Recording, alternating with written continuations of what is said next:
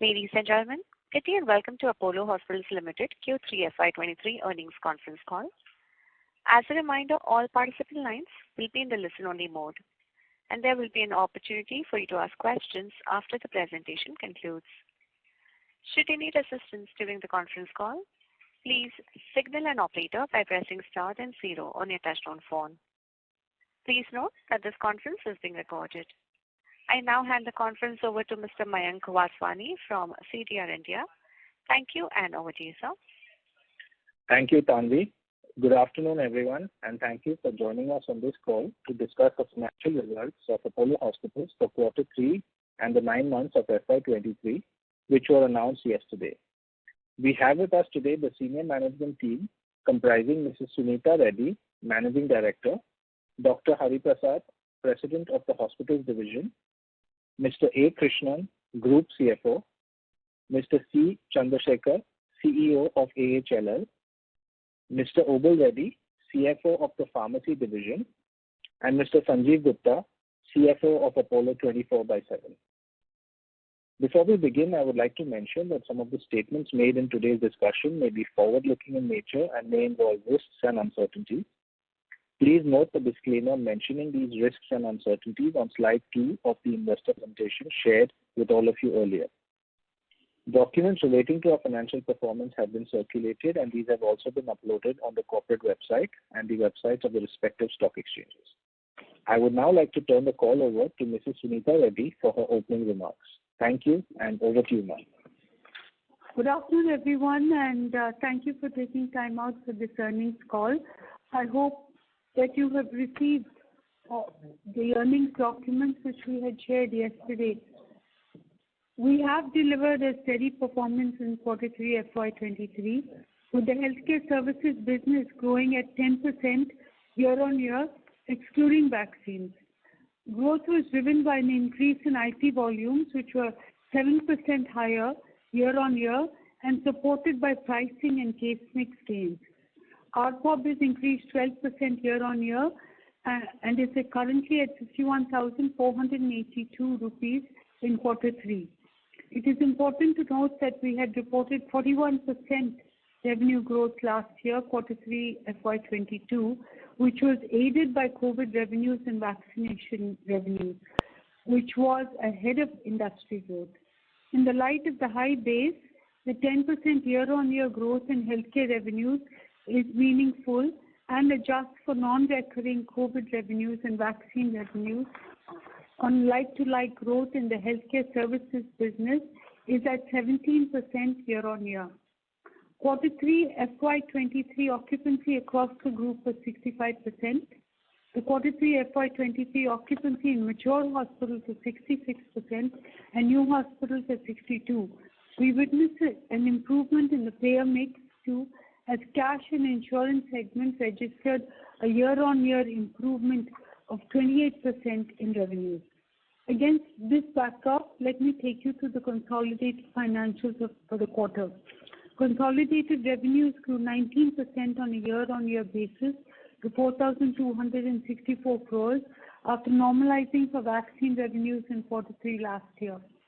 Healthcare services revenue grew 10% to 2,194 crores.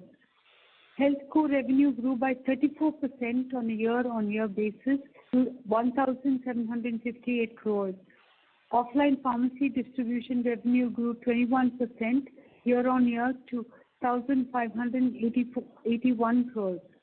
Online pharmacy distribution and 24/7 revenue was at 178 crores. Combined pharmacy revenue grew by a healthy 31% on a year-on-year basis. AHLL revenues stood at 311 crores. Excluding COVID vaccination and testing, it grew by 30% on a year-on-year basis. Diagnostics core revenue grew by 62% on a year-on-year basis to 92 crores in Quarter 3 FY23. Healthcare services EBITDA was at 543 crores, a year-on-year growth of 9%. This was supported by volume, price and case mix improvements. Healthcare services EBITDA margin was at 24.7%, a 15 basis points improvement over last year. Margins in mature hospitals were at 27.5 as against 25.6 in Q3 FY22. Margins in new hospitals 18.2% for the quarter. EBITDA for the offline pharmacy distribution business was at 124 crores for the quarter, representing a growth of 28%. The online pharmacy distribution and 24/7 business reported an EBITDA loss of 186 crores, resulting in a net loss of 63 crores for Apollo HealthCo. AHLL recorded an EBITDA of 25 crore for the quarter. Overall consolidated EBITDA was at 505 crores, reflecting the investments that we have made in the online business. At the PAT level, healthcare services PAT was at 251 crores, a year-on-year growth of 30%. Consolidated PAT, however, was at 153 crores. I will now summarize the performance for the 9 months ending December 2022. We closed the 9 months of FY23 with a consolidated revenue of 12,310 crores, a growth of 16% over the 9 months of FY22, excluding revenue from vaccination. This includes a revenue growth of 12% year-on-year in the healthcare services business and in AHLL, and 23% growth in Apollo HealthCo. EBITDA stood at 1,561 crores. Within this, healthcare services EBITDA was at 1,598 crores.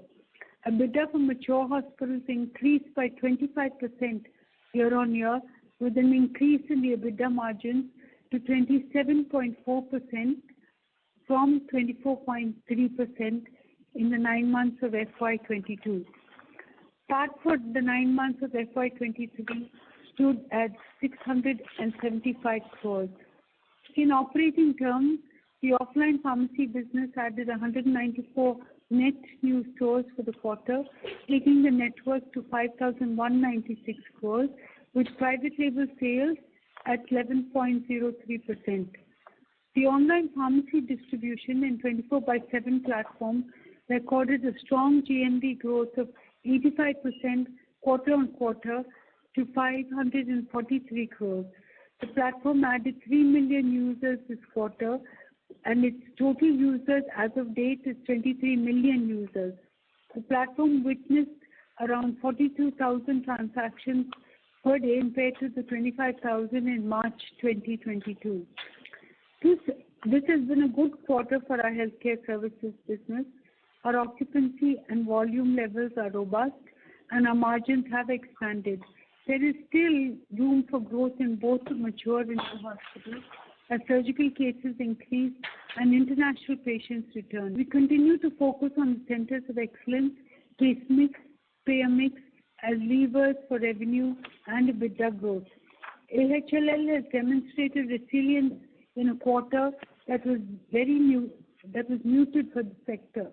Our penetration and growth plans for primary care and diagnostics will continue, and we will see improvements in EBITDA and margin profiles.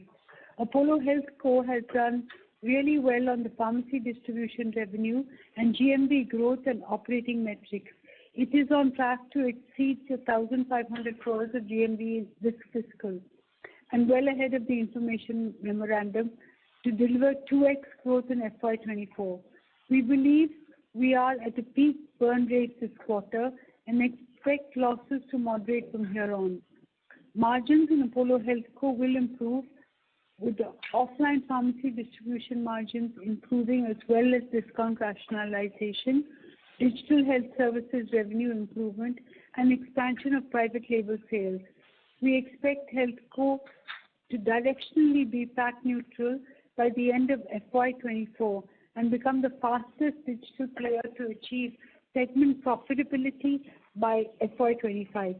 In the larger context, while individual business verticals are all delivering to plan, the largest opportunity for us is the network effect, is really leveraging the synergies across all the formats in both the physical and digital touch points that we have created.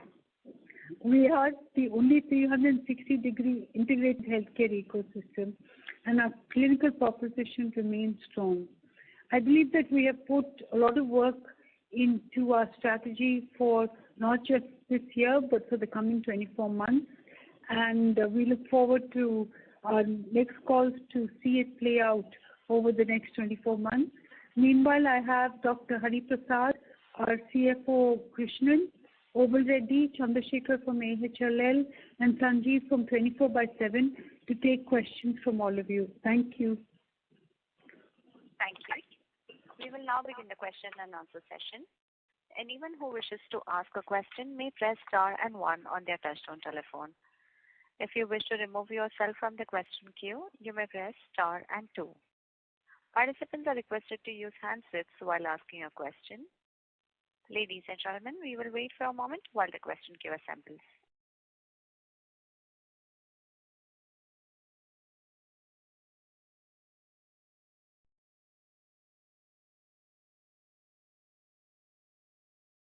The first question is from the line of Anuj Suneja from ICICI Prudential. Please go ahead.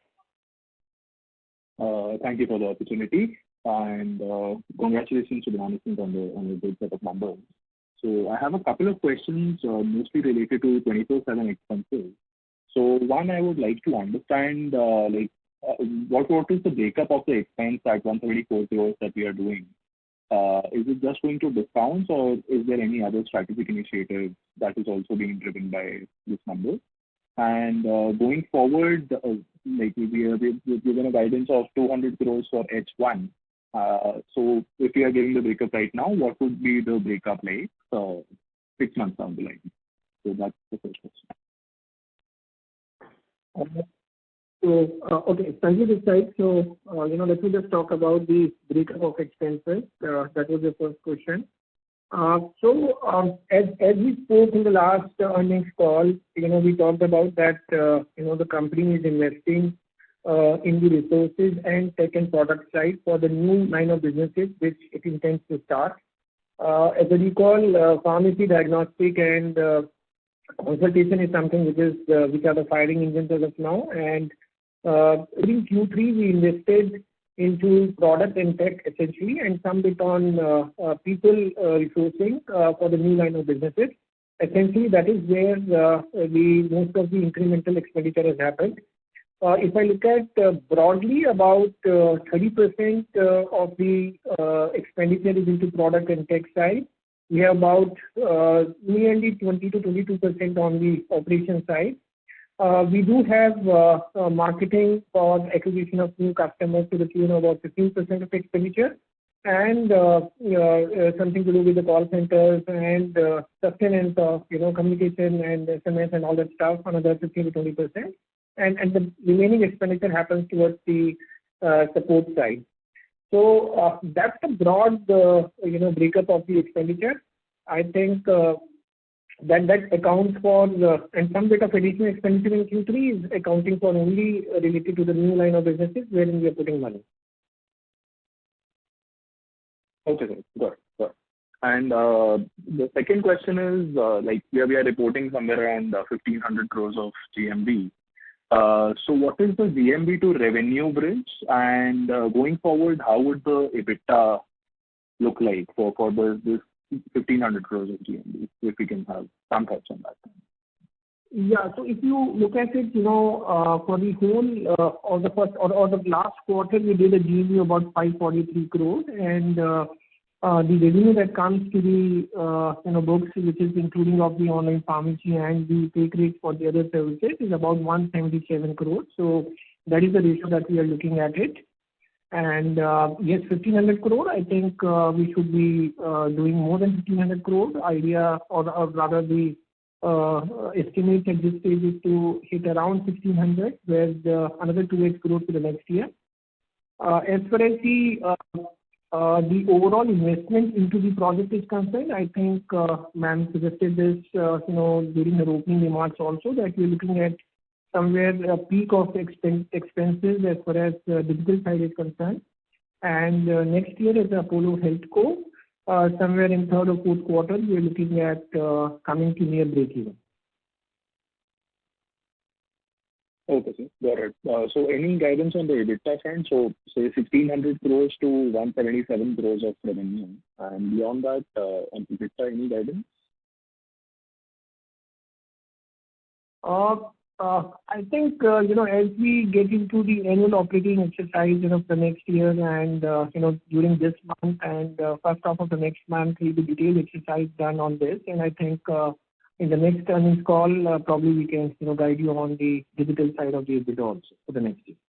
Fair point, sir. Thank you. Thanks a lot, sir. Thank you. Participants, if you wish to ask any questions, please enter star and 1. The next question is from the line of Shyam Srinivasan from Goldman Sachs. Please go ahead. Yeah, thank you for taking my question. Just the first one on the hospital business. Occupancies on a blended basis have come off 300 basis points. So just want to understand how should we look at the quarter 4, and I think we had an earlier guidance of reaching higher occupancies. So if we could just reiterate or at least observe what those occupancies are and what are our targets for the next 12, 18 months. So, October, December are generally holiday months, and I think the seasonality of the business is something that we have to consider, and which is why our occupancies were around 64%. But having said that, they have picked up in February and March, and we expect to see a higher occupancy rate. Our target was 70% for the year. We will be close to 70%, especially for the last quarter.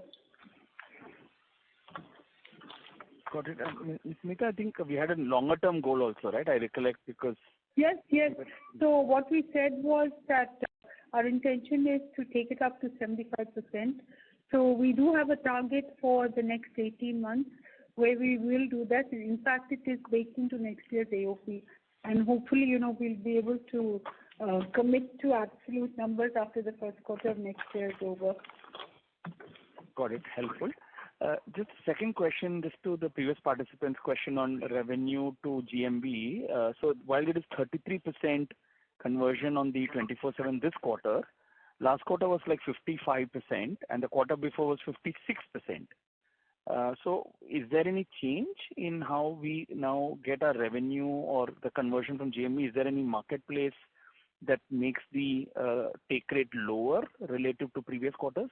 Is it like are we now starting to recognize revenue from, say, the Amazon platform that is making this take rate lower? Yeah. So that's a good call out. I think, this quarter, we started the entire IPOP business for 247 users. And typically this business, so it's a question of a mix. What I would broadly say is that, between 30 to 35% should be the revenue to GMV ratio, which we see in this quarter should be the percentage that we can see in the next 1 or 2 quarters. And as we get into more of digital therapeutics and insurance distribution side of it, probably this percentage will further go up. But for the current quarter, as well as Q4, as well as for Q1, let's assume in the range of about 35%. Got it. And Steve, what is the mix of the revenue? So if you could just help us refresh that as well. How much from pharmacy, what is from consult? Because the commentary seems to suggest that the growth has largely come from IPOP, at least in the commentary on the presentation. So if you could just give us that qualitative color, please. Yeah, so that's true. Most of the growth has come from the IPOP. This is a new vertical that we started in Q3. If you read through the Q2 transcript, we said that we've been investing into the customer journeys for the users who can come from Apollo 247 and then get the physical bookings as well as get the IP and the other things done. For Q3, little distortion because a new vertical, whenever it comes, starts firing, the percentage mix changes. But for Q3, if I talk about, pharma is about 50% and consultation is about, with consultation together with IPOP is about 45% and rest is diagnostic and VC. What's the consultation? And this mix for 1H was what? Sorry, so that I just know what is. Mix of one, yeah. So mix of H1 was about 80% as pharma, and then we had about 10% of consultation and about similar 10% for diagnostic and the subscription and pay model. Got it. That's helpful. My last question is on the pharmacy business. Both in terms of network addition, I think just a simple observation, we used to add 350 stores annually in the past years. We have now added 757 in 9 months. But now the number of closures are all to the like one third of how much we were adding earlier. So is there any change in the philosophy? Why are we closing more stores? Maybe it's a percentage of new stores added, but I just want to get the philosophy there.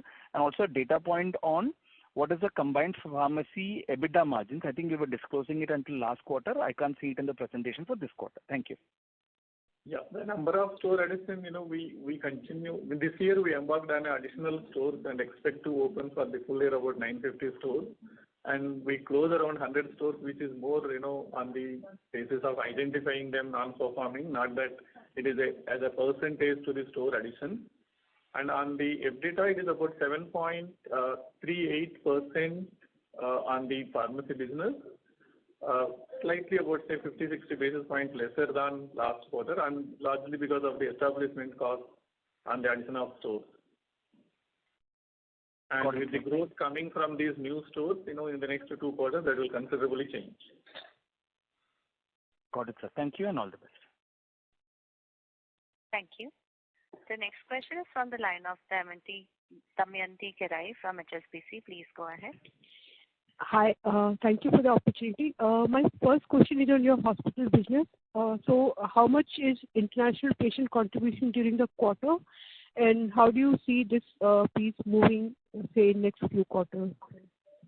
So we moved from 5 last quarter to 7, and we, our hope is that it will be 10% in the last quarter. So 10% by end of this fiscal? End of this fiscal, yes. Okay. Ma'am, my second question is on hospitals again. So we have seen improvement in AP Telangana cluster, which has seen good pickup in the third quarter. So among your all cluster hospitals, which are the segments where you see like enough headroom to improve on the payer mix, etc.? So I think last quarter you talked about AP Telangana. So apart from this, which are the segments where you see you are not yet your targeted payer mix level? So we are looking at our some of the new hospitals which are now ready to ramp up. I think we had moved the whole strategy from being primary and secondary care to tertiary care, and with this offering of tertiary care, we should be clinically differentiated in these markets. So you will see improvement in Vizag, you will see improvement in Madurai and Trichy, and Navi Mumbai coming through in the last quarter. Okay. Ma'am, my next question is on your cost improvement plan for your business. You earlier mentioned some 100-150 basis point improvement over next 18 months. So if you can provide an update on that, and which are the key drivers for this cost improvement? So I think we're pretty consistent with what we hope to achieve. You'll most probably see it at the end of 23-24. What are the drivers for this? Clearly, we are looking at, creating packages, surgical packages, kitting it out. We're also looking at admin costs. We're looking at HR costs as well. But more importantly, I think the whole initiative is about improving the overall efficiencies within the system, so conversions happen at a better rate. So it's also about growing revenues as well as cutting costs. So I think it's a very crucial program for Apollo, and will deliver on both revenues, volumes, and EBITDA margins. Okay, ma'am. My last question is, can you specify at your network level what is contribution from cash, CPA, as of like third quarter in terms of your payer mix? If you can call out a number. So almost around 80% is from cash and insurance. 80%. And within that, I assume around 50% is cash and another 50% TPA, like equal contribution, or how is the split there? Yes, equal contribution. Okay, thank you. I'll get back in the queue. Thank you. The next question is from the line of Shalin Kumar from UBS Securities. Please go ahead. Yeah, thanks for the opportunity. Since I think on 24/7, the nature of GMV has changed a bit. Is it possible to get like-to-like comparison of GMV? How, if I have to see my previous Q2 GMV versus Q3 GMV, how the growth has been? Yeah. So Q2 GMV was 295 CR, and like-to-like comparison would be about 340 crore. So that would be up by about 15%. So that is like-to-like. So like-to-like here means pharmacy consultation and diagnostics. Understood. But then, so basically the new GMV contribution to revenue is quite less because if I look at the revenue growth is also somewhere around that, right? 12 to 15% kind of a revenue growth is there sequentially.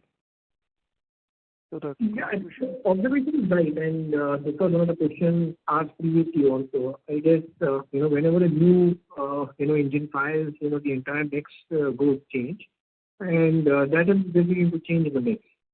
And so I think it is all temp from that sense. But as we see another 1 or 2 quarters, we are coming out with new line of businesses. This will continue to be slightly different. This will start maturing on 1%.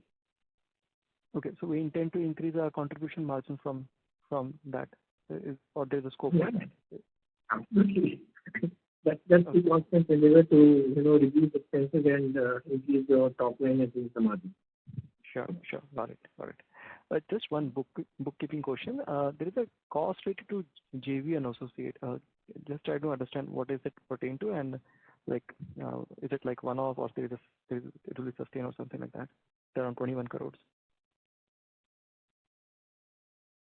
So that is the consolidation of the front-end pharmacy business. There is this establishment cost also, which, as Obul said, is part of those costs, which is getting consolidated.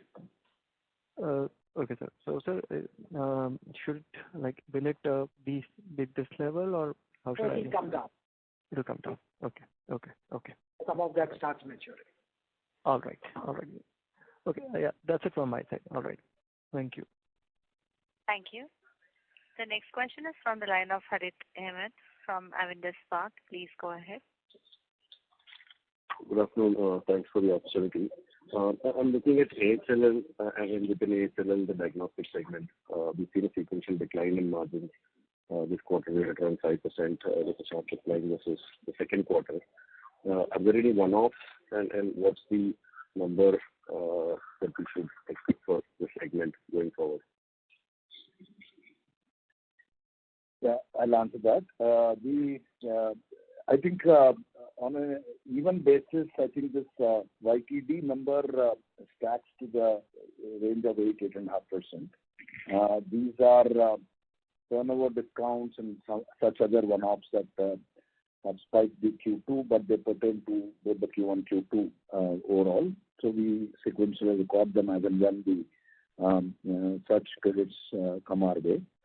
The overall outlook this quarter has been muted in line with the overall industry trend. There's a 10 crore approximate drop in between quarters, and that contributes to about 6.5 crore of EBITDA for us, considering that the fixed costs are covered. So on a even basis, on a steady state, we are hoping to be in the 8.5 to 10 mark this year. We are continuously growing, so our move from 10 onward is something that we are planning to achieve next year as we start realizing the front-loaded costs and thereof the revenues from areas such as specialized testing and such. So that's the broad view of that. Okay. And to a previous participant's question, you mentioned that the like-to-like GMV for the quarter is around 350 crores, while what is disclosed is around 540 crores. So what exactly accounts for the difference between these two numbers? Yeah. Sanjeev, go ahead. I think this pertaining to 227, wherein they want to check on the increase in the. Go ahead, Sanjeev. Yeah. So during Q3, we started opening up the customer journeys for booking of physical appointments for hospitals across the whole ecosystem, as well as helping the customers to get the radiology, pathology, and the other IP-related items. And then happy to share some broad numbers. Monthly we have on an average 2 lakh leads that we get for the OPIP business, and about 22% is the current conversion leading to OPD side of it, and about 6 to 7% conversion from there towards the IP side of it. So that is the line of business that we started. We spent some money into it, building up the tech side of it, tech and product side of it. In Q3 essentially came, realizing the entire GMV. Put together about 200 crore worth of GMV is what we got for the Q3. That's the incremental versus Q2. Okay, got it. And then for the combined pharmacy revenue that you disclosed around 2175 crores, is there an offline-online breakup for this number that you can share, like we have for the pharmacy distribution? Yeah. It's about 9% of the revenues coming from online, rest is offline. As a number, it is a 1963 crores from offline, 204 crores from online. Together it is 2167 crores. Okay. Thank you. And last one with the permission. Can you help us with the timelines around some of our bed additions expected over the next 2 or 3 years? So how should we think about the number of beds from the current 7855, let's say for FY25 and 26? So in terms of bed addition, I think that, our short-term challenge is on the current bed addition, let's move to 70% occupancy. Over a 24-month period, we are looking at adding beds. There will be 2 brownfields in Bangalore, which will give us another 400 beds. Adding on to this, which is more of from 25 onwards, you will see beds added in both Chennai OMR, a large hospital, as well as Gurgaon, which will come in the year 25. So with that, we will have an additional 1,000 beds in that year. Our plan is really to go to 2,000 beds in the next 3 to 4 years, so the capital outlay of 3,000 crores. Thank you, ma'am. That's all from my side. Thanks for taking my questions. Thank you. The next question is from the line of Tushar Manudhane from Motilal Oswal Financial Services. Please go ahead. Yeah, thanks for the opportunity. Again, on the GMV, while the rate has been quite exponential over past year or so, and you have given the guidance for FY23 as well, but if you can take this forward for next 12 to 15 months, FY24, how do you see this GMV move? I think 1,600 crore roughly that we're going to hit this year. Truly 2x growth in any case we'll have it the next year. So that would be anything over and about 3,200, 3,300 crore. However, as I said previously, that our annual operating plan exercise just initiated, and from now to till 15th of March we have in it detail and workings around it. Probably a bit more color on the next year. We'll have it in the next annual call. But for now, you can imagine you can take as a 2x growth for the next year. Understood. And on the offline pharmacy side, while the store addition has been quite aggressive over 9 months, but particularly in 3Q, the offline pharmacy sales growth has been much higher at 22%. It was just 8% for first half of FY23. So anything in particular in this quarter? to highlight? So, we have also added similar number of stores in the Q1 and Q2, which have started contributing to the sales, and the growth is there. Oh, okay.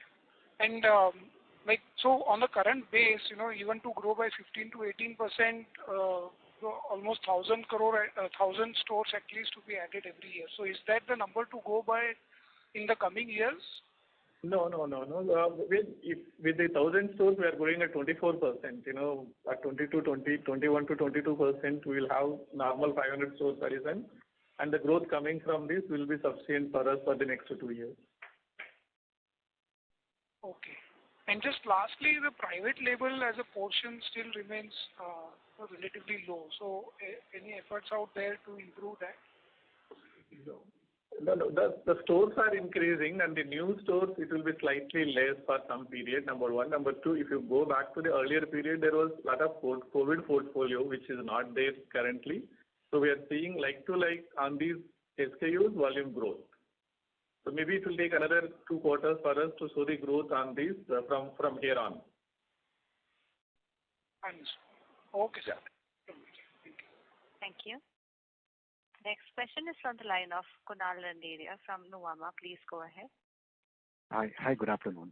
So my first question is on the 24/7 business. Now, if you look at your revenues, it has grown from around 120 odd crores in Q1 to around 177 crores in Q3.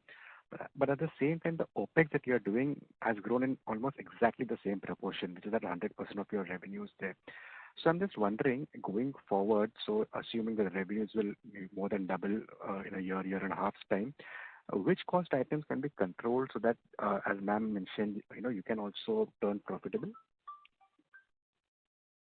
Yeah, so I think what we need to actually look at is that, now we are in the 4th year. So 5th of February, we stepped into 4th year. So I think, it is something like, one of the fitness centers, have the traditional line, that today's change, tomorrow's change. I think more or less, we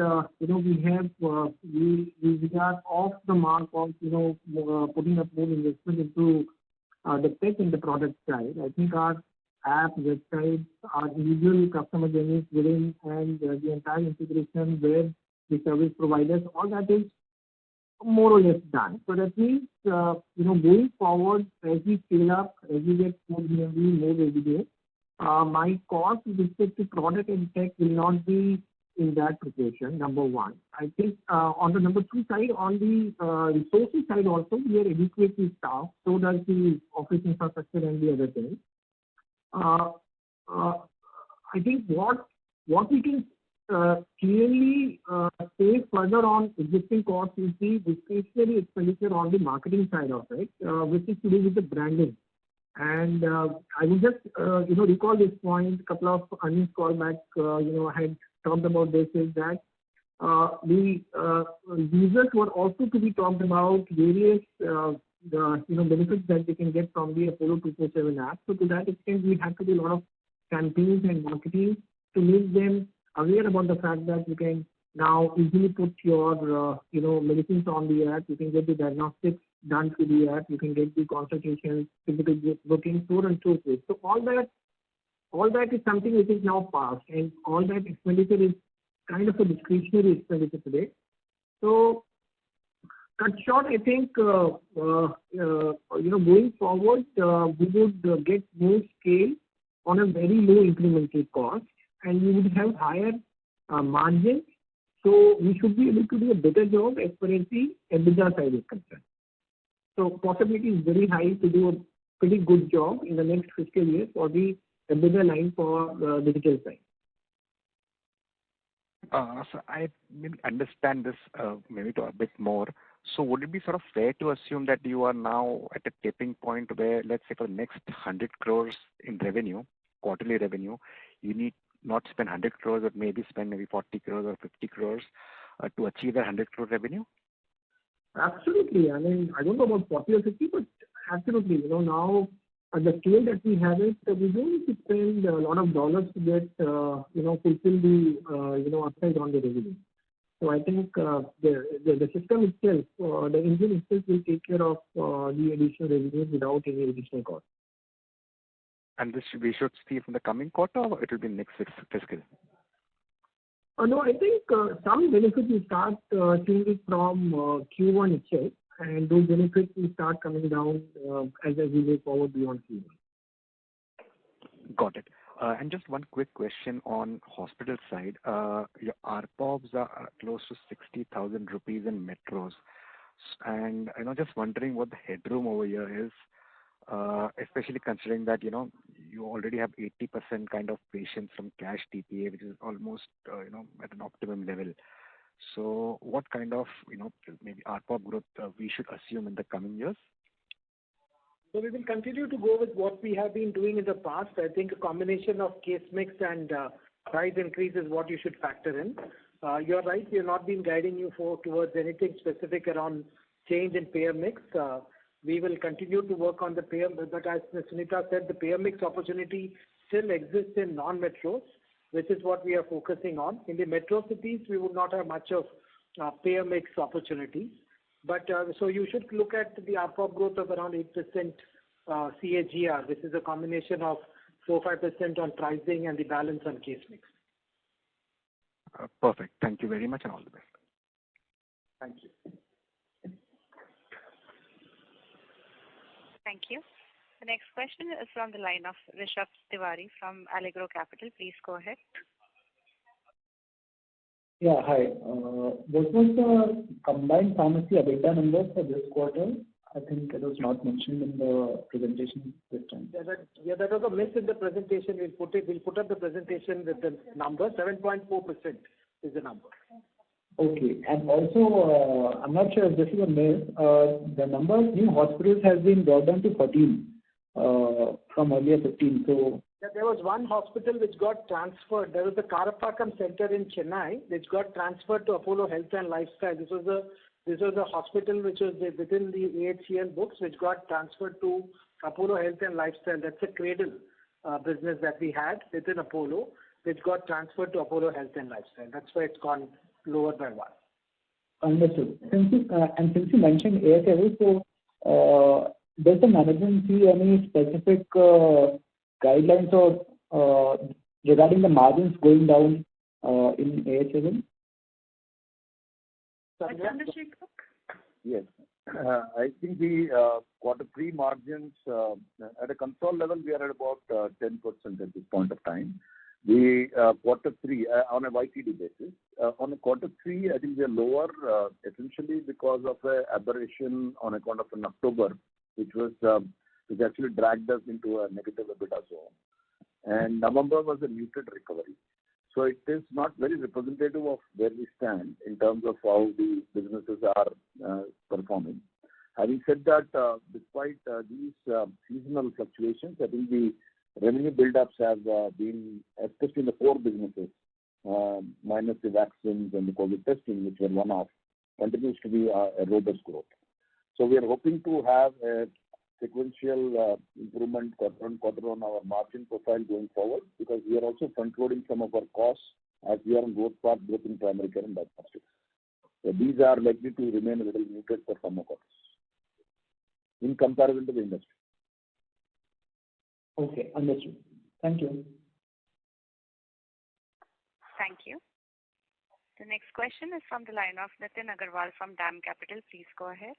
Hi, thanks for taking my question. So 2 questions. One is on the pharmacy business. On the offline pharmacy piece, what kind of growth rate can we assume for the next, say, 2 to 3 years? And, does that really, and do we see incremental operating leverage on the margins on this revenue growth? It's very difficult to guide you for next 2 to 3 years. At least next 12 months, we expect to be in the range of 20 to 24%, given that we have invested in the growth during the current year. And sir, on the margins, we've been kind of flattish to little muted on the margins for the business. What is our trend that we've been consistently increasing these margins in the past? Margins, as we have last guided you, we expected that customer discounts will be in the range of about 13.5%. But we could see on the ground it is moving to 14.5%. So we are largely muted on the margin. Whatever increase in the customer discounts, we were now able to manage through the additional procurement margin but still there is about 30-40 basis points impact on the EBITDA. We will be managing that at this level because now we are at about 14.5% on the customer discounts, which we consider very decent for the off market to sustain the growth. And secondly, Sanjeev, on the online business, we talked about the healthco being PAT positive or EBITDA neutral by the second half next year. When does the online piece on its own start to become EBITDA neutral in your assessment? That would take a little bit of time. I don't see that to happen, in the calendar year of 2025, but somewhere in the fiscal year of FY25, maybe in the last quarter, that should be the time when we should see this segment as, coming profitable. There are a couple of engines that we need to fire. We're working on them. Potential is huge, and if we are able to execute well, which we believe that the current set of team members should be able to do well. Once we do that, I think we should be able to, give you better guidance on the timeline. But FY25 should be the year where, we should think that digital would also be as a segment EBITDA neutral. This is towards the end of the FY25. That's right. And so we talked about the doubling of revenues on this business next year. So I think earlier we talked about $1 billion in revenues in this business in next, I think, for 3 years. So can you refresh on the revenue targets for the online business? By when do you get to a $1 billion number or thereabouts? I think FY25 should be the year when, we should look at numbers, closer to $800 million to $1 billion. And that is a scale which is required to ensure that you have a high repeat rate, you have a high net margins, and you're able to leverage on your fixed expenses, and you're able to do justice to the entire economics. So I guess if we, as I said, that next year the numbers are still to be worked upon, but if you're looking at roughly 2x growth, another similar growth for year thereafter. So I think FY25 should be the year to do, get into $1 billion mark, near $1 billion mark. And at that size, in your, what kind of margin this business you should be ideally making at that size? So I think, anything around 20% should be the margin that we should get it as a blended margin. And it all depends upon the mix that comes, little difficult for me to give you one number, but yes, anything between 20 to 25% should be the mark. And our operating costs, you say we're probably getting to a point where they'll start to plateau out beyond a point. I mean, after some time versus the current base that we built in. Yeah, absolutely. I mean, pretty much it's a fixed expenditure. Once you have a tech product done, then it is just a maintenance cost. And digital platforms help you to get to the scale faster. But yes, in the initial years, there is a pain with respect to putting up expenses and putting up lot of infrastructure there. But at that scale or from next year onwards, I don't see that expenses going up substantially. They will start getting plateau, and we would also do certain bit of rationalization. Given the fact that we understand the external environment and what are the right decisions to be taken for the business, and I think those business decisions would also be implemented, executed. So I think we mix up everything. But yes, expenses start getting there. And the last one, on the diagnostic business, I think we've had some, from an industry participant perspective, a lot of the mixed commentary around the outlook for the organized business in the near term and in near to medium term. Chandrika, how are you looking at the dynamics of the business? I mean, is there some challenges on the organized sector volume growth that's sort of come up over the last few quarters? So I think there has been more than normal competitive intensity on from the digital aggregators. But the way I see it is this is on the top 20, 25, if not 30 frequently used tests, which form the bucket of routine. So I guess the competition is intense there. And so I believe that it's going to remain that way for a while.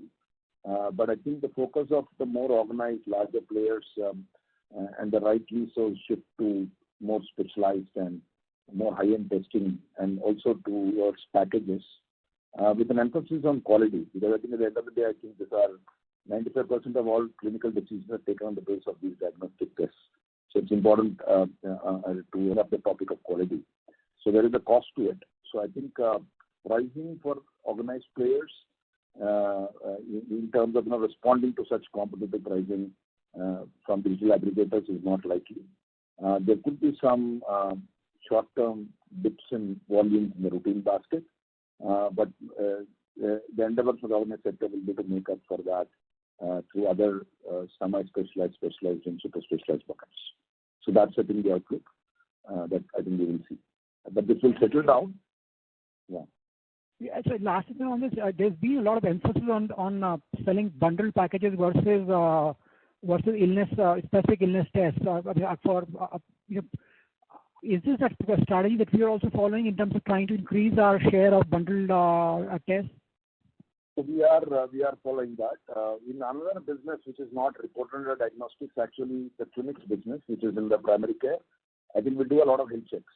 I think 60% of the business there comes out of health checks, which essentially also has a radiology component, but essentially a lot of pathology. But within the diagnostic business, like in comparison to other larger organized players, our wellness packages are now around 7 to 8%, 8% of our mix. We are hoping to make this go to 20%, and that will offset these very stark comparison in terms of a la carte testing. Okay. Thank you, sir. Best of luck. Thank you. The next question is from the line of Shantan Maji from Credit Suisse. Please go ahead. Yeah, thanks for the opportunity. So my first question is on discounting levels. So you mentioned the discounting level has increased from 13.5% to 14.5%. So can you give a split of your discounting level in offline and online pharmacy? And if this increase is happening in online pharmacy, so do you see an increasing discounting pressure again in this segment, which is causing the higher discounting level? And also, can you update on the Amazon partnership? The online discounts are at about 18 to 18.5% like last quarter. It is only offline which moved slightly. And on the Amazon, Mr. Sanjay will comment. Yeah, so before Amazon, I think, we guided on the online discounts that, we would retain an 18% mark. So YTD December has been 17.6, although the last quarter was 17.8. So I think we'll continue to maintain discounts, near 18%, and we'll also time our discounts in such a way that, wherever opportunities are there to reduce it, we'll continue to do that or sustain at this level. On Amazon, we are now live in 30 cities with 15 stores, and current rate is around 3,000 orders per day. We couldn't increase the run rate in the middle of the year due to tight integration, issues which we had between us and Amazon, but now those have been resolved. And there will be a little bit of network expansion also to take care of Amazon operations. And in the next 4 weeks, we would see that Amazon customers would be able to see breadth and depth of inventory, across the top 6 cities to start with. And there's a little bit of marketing activity also in Amazon app that has started over the last 3 to 4 weeks. And what we believe that we should be able to hit a 10,000 orders per day somewhere in July, August of current year. Got it. And what is, so are we doing a revenue sharing arrangement here, or is it on, profit sharing basis? It's a revenue share. Okay, got it. And my second question is on, little clarification on the new GMV. So this hospital IPOP segment, so is it, the same customers who are coming, they are basically being converted online, or is this, new set of customers that you're targeting here? Can you explain a bit about this IPOP segment? Yeah. So this is a new set of customers, and obviously, there is no point in having the same customers both sides. So it is a new set of customers. So the way the entire, operational side of it works is that one is that, we have integrated our 247 app with the entire Apollo ecosystem. We have about 55 participating hospitals at this, which in the current quarter we go to 70. And first, second, there is an engine that works behind all this. People who search out, surgeries, they suppose knee surgeries or some kind of surgeries online, googling and all that stuff. Those are the data points that we collect, and then those are the curated leads, that we use to further engage with them. As I said, the monthly average for Q3 was about 2 lakh leads that we got from various, I would say, websites or the places where digital customers were trying to find out about those surgeries. And those 2 lakh leads were then, we engaged with them through telecalling and through various, nudges that we do it from Apollo 247. And finally, we converted about 22%, 22.54% to be very precise for last quarter. And about 45,000 customers went on, during the month of December to the hospitals, and they got the OP consultations done. And from there, about 2,500 people got the surgeries done.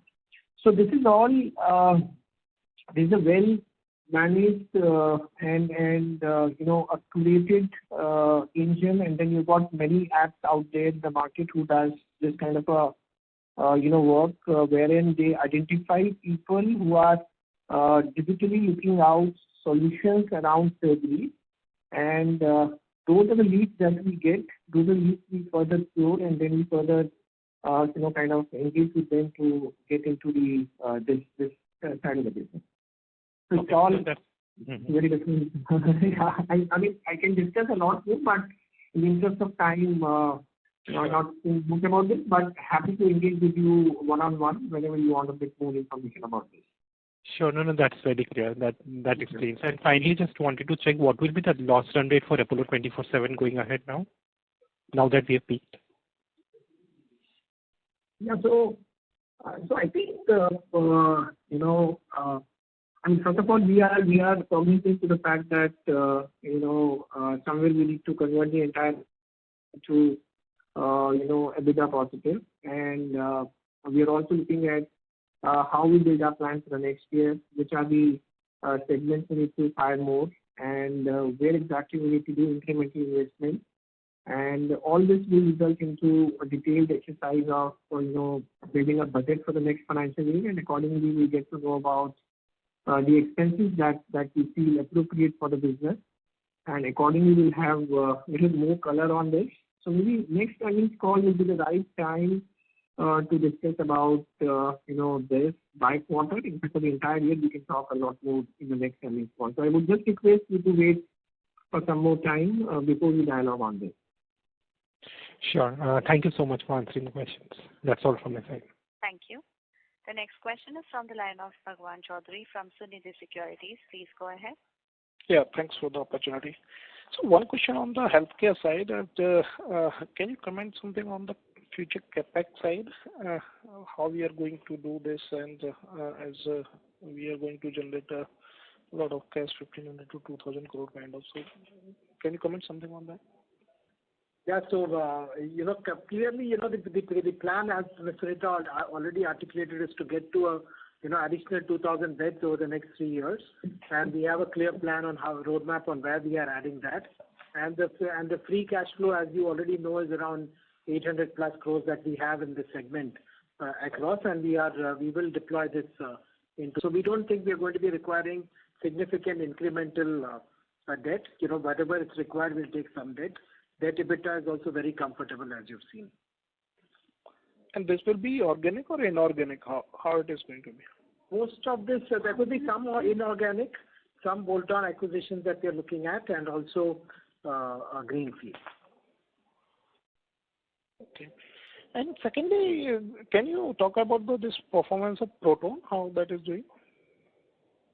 Proton is doing much better than now. I think it's now doing. So this year we are in track to get to 50 crores of EBITDA in this year, and we would we would like it to double in the next year. That's our plan.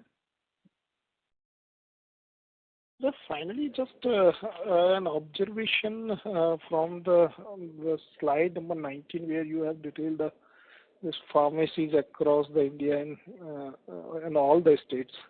But there is no pharmacy in Madhya Pradesh. So any particular reason for that, or? We don't have logistic support. We are planning in the next year. We need to set up a back-end support system before we open the retail pharmacies. So just working on that. You could see next year some pharmacies there. Got it. Thank you. Thank you. The next question is from the line of Neha Manpuria from Bank of America. Please go ahead. Thanks for taking my question. Sir, just on the GMV increase that we have seen, I understand that, obviously part of this, a lot of it gets monetized in other parts of the Apollo value chain. But for Apollo Digital itself, is it fair to assume that, these would just be leads which help the, hospital business and diagnostic business, and not so much the Apollo 24/7, and therefore the take rate would remain in the mid-30 level? No, nothing. I mean, there's no freelance. So, see, there's a highest most governance and the things, at various entities of Apollo, and we've got Deloitte as auditors, and we've got PwC is helping on us on the arm's length pricing. So, as I said, there are no freelances. As we start ramping up our business, so does the take rate will also go up. And classical example is diagnostic. We got we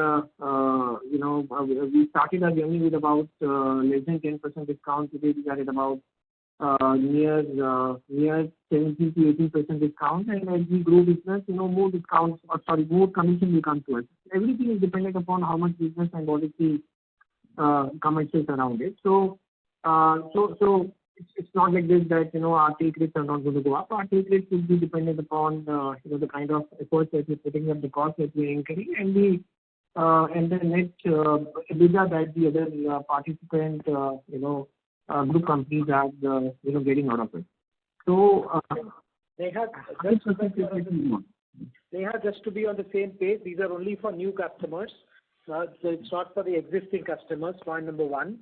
Point number two, these are only for customers which are coming to us through the Apollo 24/7 platform.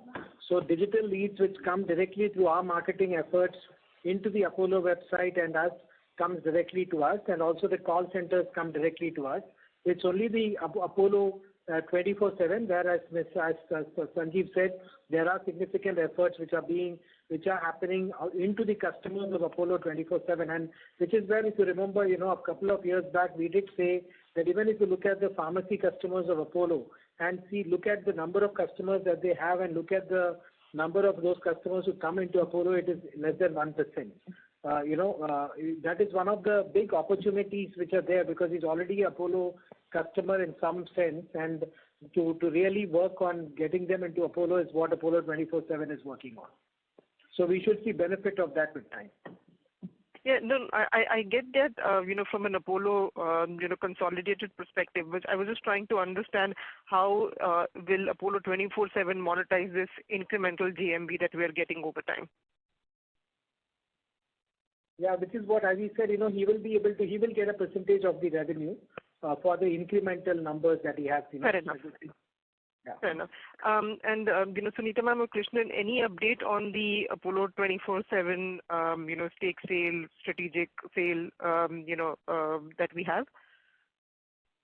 So, I think we've seen, peak losses that 24/7 has incurred, but we've also seen an 84% growth over last year. And we believe that in this current environment, where we as a company are looking for growth, but we're also looking at profitability, we understand that this is a very difficult environment to get the valuation that we deserve. Because 24/7 is differentiated in many ways. It's just not pharmacy online. It connects all of Apollo's physical offerings and creates the digital offering. So keeping in mind the value proposition of 24/7, I don't think we've We believe that there is investor interest, which will take a little bit more time to convert. I wouldn't really like to put time horizons here, but I would like to say that at Apollo, we believe that this is the future. It is necessary to invest in the business. Fortunately, we have capital to enable it to grow in the next 6 months, and by which time, we're quite sure that we will have an investor there. Understood. That's fair enough. Thank you so much. Thank you. Due to time constraint, we'll take one last question from the line of Shalin Kumar from UBS Securities. Please go ahead. Yeah, thanks. Thanks for the opportunity again.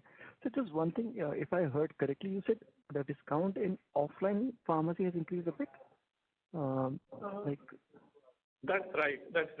Since, keeping in the market in the view and, what is happening and consistency between the two offerings, we have, definitely introduced some schemes which increases the loyalty cost to the customers. And as I said, largely we are able to get that compensated through the procurement improvement margin. Mm-hmm. And net we are about 30-40 basis points impacted, and with the growth coming in, we will be able to take that in the in the cost. Right. So it's more of an initiative from our side. Is it to kind of parallel the scheme and not driven by the? It is an initiative from our side. See that we don't want to lose our offline customers, so we have introduced some schemes, something like called the circle plan, where they get some extra benefits. Thereby, there is a cost increase. Understood. So this last one observation, in diagnostics, when I was looking at, while the revenue has understandably grown only by 2%, but our profitability has come down significantly. So any specific reason over there? So you are comparing Q3 FY22, and that had a very significant component of COVID and COVID-alert testing, which I think we have mentioned.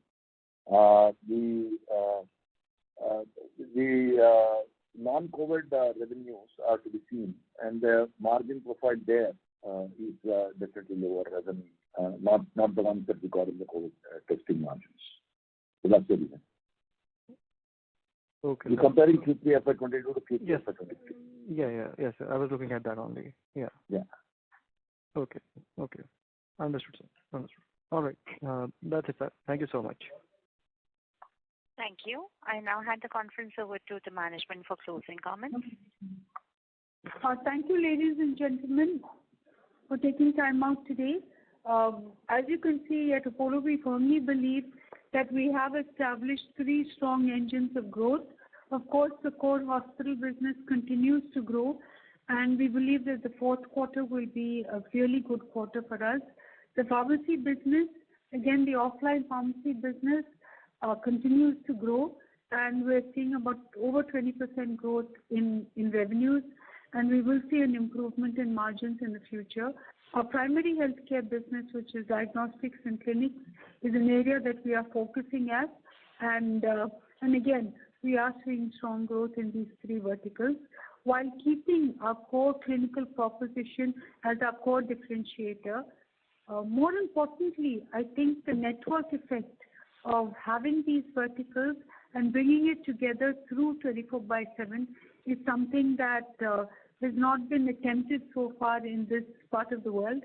And we believe that investing in the future and making us digital is very important for us to retain our position as the number 1 healthcare provider in this part of the world. So thank you, ladies and gentlemen, for supporting us on this journey, and we hope to hear more from you in the fourth quarter. Thank you once again. Thank you very much. On behalf of Apollo Hospitals Limited, that concludes this conference. Thank you for joining us, and you may now disconnect your lines.